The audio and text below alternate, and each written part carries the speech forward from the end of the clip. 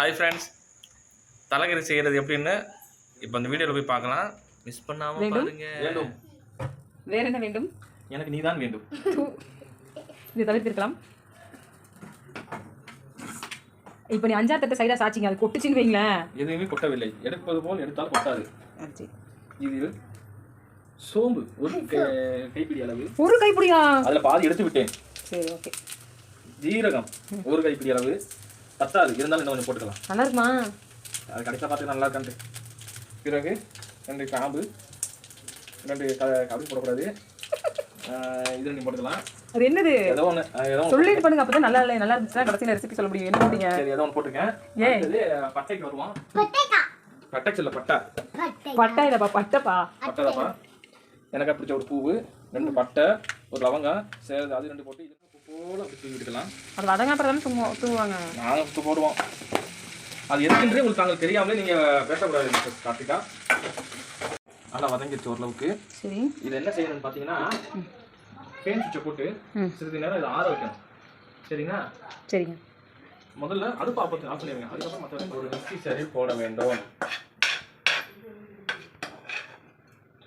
போட்ட பிறகு இதை எடுத்து தனியாக வச்சுட்டு கொஞ்சோண்டு நான் தேங்காய் பூ சீவி வச்சிருக்கேன். சீவியா செரவியா துறவியான்னு தெரியாது, ஏதோ துருவி. எங்கள் ஊர்லலாம் துருவின்னு சொல்ல மாட்டோம், தேங்காய் திருவின்னு தான் சொல்லுவோம். சில ஊரில் வந்து எப்படி எப்படி சொல்கிறாங்கன்னு தெரியாது. நீங்களாம் தமிழ்நாட்டில் இருக்கீங்களா இல்லை வேறு உலகத்தில் இருக்கீங்களான்னு தெரிய மாட்டேங்குது. சரி, அதை கூட ஸ்டைலாக தான் போடணுமா? ப்ரெசன்டேஷனாக கொடுக்க போறீங்க, அள்ளி போடுங்க. கொடுக்குறோமா இல்லையாப்பா? அதாவது சமையல் செய்யும்போது ஒரு லவ்வோட ஒரு அன்போட பாசத்தோட செஞ்சாதான் அந்த சமையல் வந்து ஒரு நல்ல ஒரு இதாக வருமா? ஏதோ ஒன்று வரும். சரிங்களா? அதுக்கப்புறம் மிக்ஸி இப்படி மூடிடணும். எது சாரி, லைட்டாக தண்ணி ஊற்றணும். கரம் மசாலா என்னது? எனக்கு தெரியாது. அப்புறம் அது இல்லைன்றா? அது கரம் மசாலா இல்லை. இது மோந்து பாருங்க. அதெல்லாம் தெரியல. அது கரம் மசாலா இல்ல, ஏதோ ஒரு பொடி. எல்லாத்தையும் போடாதீங்க. அங்க பாரு, இது என்னோட நான் சாப்பிடவே மாட்டேன். இப்படி பண்ணீங்க. என்னோட ப்ரிப்பரேஷன் தான், நீ சாப்பிட்டு தான் ஆகணும். சரியா? என்ன பொடின்னு சொல்லிட்டு போப்பா. பாப்பா, இது கரம் மசாலா வேண்டாமா? வா வா வா வா வா கார்த்தி. கிச்சனா இது என்னன்னு எனக்கு சத்தியமா தெரியல.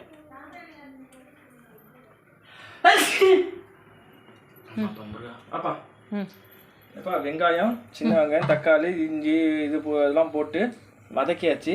பிறகு மட்டன் மசாலா பொடி, ஆச்சி மட்டன் மசாலா பொடி போடுறேன். தலைக்கறிக்குன்னு இது கிடையாது. போட்டலாம். கொஞ்சம் போட்டு சேர்த்துக்கலாம்.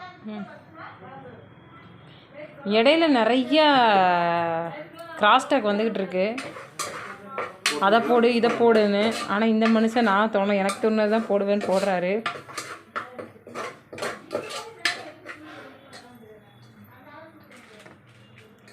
ஒரு மட்டன் செய்யறேன்னா அடுப்படியே என்ன கோலம் பண்ணி வச்சிருக்க நீ? எப்படி